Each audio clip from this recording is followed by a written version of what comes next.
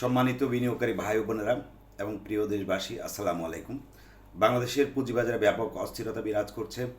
একটি কুচক্রী মহল, একটি স্বার্থান্বেষী মহল বাংলাদেশের পুঁজিবাজারের রেগুলেটরি সংস্থার সাথে পারস্পরিক যোগসাজস্যের মাধ্যমে এদেশের পুঁজিবাজারকে ধ্বংস করে সাধারণ মানুষের, এদেশের 15 লক্ষ মানুষের হাজার হাজার কোটি টাকার শেয়ার লুটপাট করে নিয়ে যাওয়ার জন্য নানা ধরনের অপচেষ্টায় লিপ্ত রয়েছে।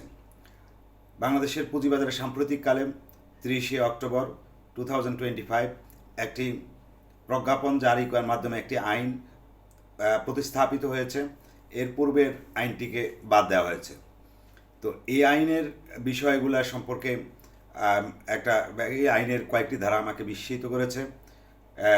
এর একটি ধারা হচ্ছে 10 নম্বর ধারায়। এখানে বলা হয়েছে যে মার্জিন অর্থায়নযোগ্য সিকিউরিটি, অর্থাৎ বাংলাদেশের পুঁজিবাজারে আপনি বিনিয়োগ করতে গেলে আপনি যেমন নিজের টাকা বিনিয়োগ করতে পারেন এবং আপনার পূর্বের যেহেতু 2010 সাল পরবর্তী সময় বাংলাদেশের পুঁজিবাজার ব্যাপক ক্ষতিগ্রস্ত হয়েছে এবং ব্যাপকভাবে মানুষের লোকসানের সম্মুখীন হয়েছে। সঙ্গত কারণে যারা বিনিয়োগকারী হিসেবে এই বাজারে এখন রয়েছেন, এখানে 30 লক্ষ বিনিয়োগকারীর মধ্যে মাত্র 15 লক্ষ বিনিয়োগকারী রয়েছেন। আর 15 লক্ষ বিনিয়োগকারী ইতিমধ্যে বাজার থেকে হারিয়ে গেছেন, বিতাড়িত হয়েছেন এবং ফ্যাসিস্ট হাসিনার সময় এই সকল বিনিয়োগকারী তাদের সর্বস্ব হারিয়ে অনেক আত্মহত্যা করেছেন এবং চিরতরে শেয়ার বাজার থেকে বিদায় নিয়েছেন। পরবর্তীতে 2010 সাল পরবর্তী সময় এইভাবে নানা অনিয়মের মাধ্যমে শেয়ার বাজার চলতে থাকে। 5ই আগস্ট হাসিনা সরকারের পতনের মধ্য দিয়ে বাংলাদেশের পুঁজিবাজারের বিনিয়োগকারীরা, যে অবশিষ্ট 15 লক্ষ বিনিয়োগকারী রয়েছেন, তারা আশান্বিত হয়েছেন, তারা নতুন প্রত্যাশায় বুক পেতেছেন এবং তারা তাদের পূর্বের হারিয়ে যাওয়া অর্থ সম্পদের ভুলে গিয়ে নতুনভাবে তাদের অর্থ সম্পদ বিনিয়োগ করে পুঁজিবাজারে টিকে থাকার চেষ্টা করছেন। এমতো অবস্থায় একটি যে অসাধু মহল, মাফিয়া চক্র বাংলাদেশের পুঁজিবাজারের বিভিন্ন রেগুলেটরি সংস্থার কর্মকর্তাদেরকে বিভিন্নভাবে পারস্পরিক যোগসাজস্যের মাধ্যমে এই সাধারণ বিনিয়োগকারীদের হাজার হাজার কোটি টাকার শেয়ার লুটপাটের জন্য আজ তৎপর। এই মার্জিন রুলস 2025 তেমনই একটি বিধিমালা বলে আমি বিশ্বাস করি। সেটি হচ্ছে, এই মার্জিন রুলসের 10 ধারায় বলা হয়েছে যে মার্জিন অর্থায়নকৃত এ এবং বি ক্যাটাগরির কোনো শেয়ার পরবর্তীতে জেড ক্যাটাগরিতে রূপান্তরিত হইলে বা বি ক্যাটাগরিভুক্ত কোনো কোম্পানি বার্ষিক ন্যূনতম 5% লভ্যাংশ প্রদান না করিলে মার্জিনে অর্থায়নকারী সংশ্লিষ্ট গ্রাহককে অনতিবিলম্বে নোটিশ প্রদান করত তৎপরবর্তী 60 ট্রেডিং দিবসের মধ্যে উক্ত শেয়ারসমূহ আবশ্যিকভাবে বিক্রয় করিয়া উহা সমন্বয় করিবে। এটা সাধু ভাষায় পড়তে অনেক সুন্দর লাগে, কিন্তু এটার মধ্যেই লুকায়িত রয়েছে লুণ্ঠনের ইতিহাস, এটার মধ্যে লুকায়িত রয়েছে প্রতারণার ইতিহাস, এটার মধ্যে লুকায়িত রয়েছে এদেশের হাজার হাজার মানুষের অর্থ সম্পদ লুটপাটের এক করুণ বর্ণনা। একজন বিনিয়োগকারী যখন একটি শেয়ার ক্রয় করে থাকেন, তখন সাধারণত সে ভালো শেয়ার বা ভালো কোম্পানির শেয়ার দেখেই ক্রয় করেন। কিন্তু এই অসাধু চক্র, এই মাফিয়া চক্র এবং কোম্পানি পরিচালকদের সাথে পারস্পরিক যোগসাজস্যের মাধ্যমে এই আইনের ফলে তারা নো ডিভিডেন্ড দিয়ে, অর্থাৎ 1 বছরের বা 2 বছর কোনো কোম্পানি যদি কোনো ডিভিডেন্ড নাও দেয়, তাহলেও সেই ক্ষেত্রে কোনো সমস্যা কোম্পানির হয় না। এরা পারস্পরিক যোগসাজস্যের মধ্যে নো ডিভিডেন্ড দিয়ে দেখা গেল যে 100 টাকা শেয়ারকে হয়তো 5 টাকায় নিয়ে আসবে। তো 5 টাকায় নিয়ে আসলে ধরেন আপনি একটা 100 টাকা করে হয়তো 10 লক্ষ টাকা শেয়ার কিনেছেন, সেই শেয়ারটির দাম হয়ে গেল কত, ধরেন 50,000 টাকা, অর্থাৎ আপনার 9.5 লক্ষ টাকাই কমে গেল।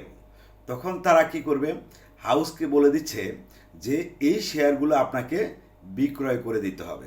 অর্থাৎ ওই ভদ্রলোক যিনি 10 লাখ টাকা শেয়ার ক্রয় করেছেন, তিনি মাত্র 50,000 টাকায় উক্ত শেয়ার বিক্রি করতে বাধ্য।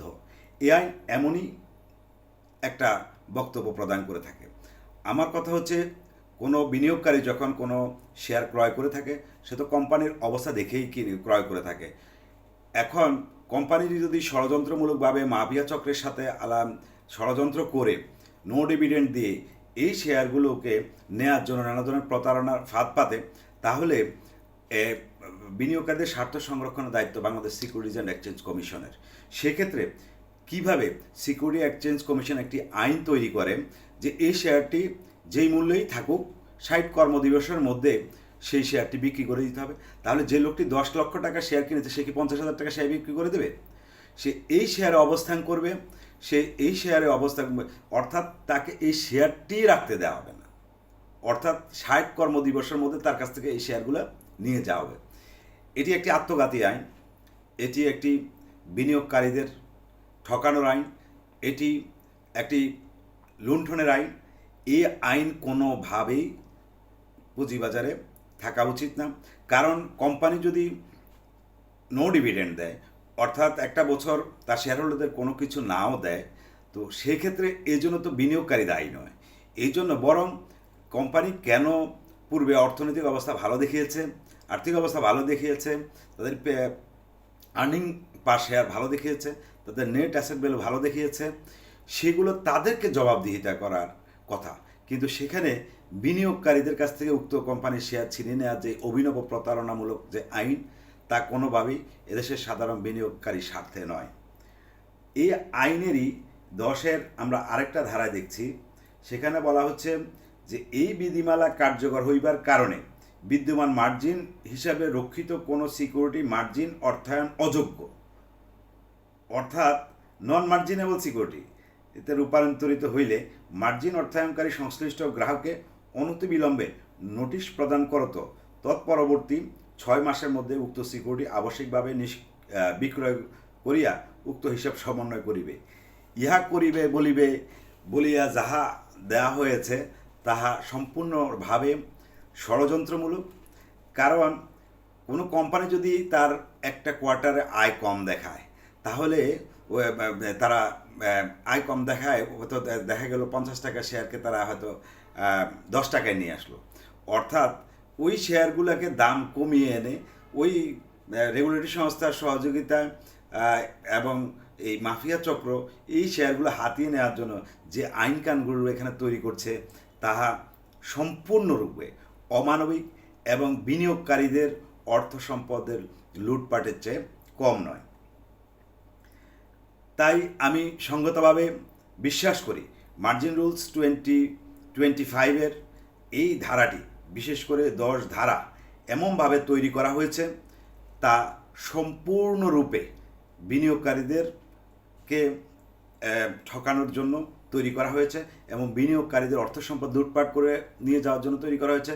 এবং এটি কোনোভাবে আদালতে যেহেতু রিট হয়েছে, আমি বিশ্বাস করি মাননীয় জজ সাহেব যদি বুঝতে পারেন যে এভাবে বিনিয়োগকারীর ঠকার সম্ভাবনা রয়েছে, বা সম্ভাবনা নয়, অর্থাৎ বিনিয়োগকারী ঠকবেই, তাহলে যে মাফিয়া চক্র এই আইনগুলো তৈরি করার ক্ষেত্রে সহযোগিতা করেছে এবং যে দুর্নীতিবাজ কর্মকর্তারা এরকম একটা অমানবিক আইন তৈরি করেছেন, তার সুষ্ঠু বিচার হওয়া দরকার।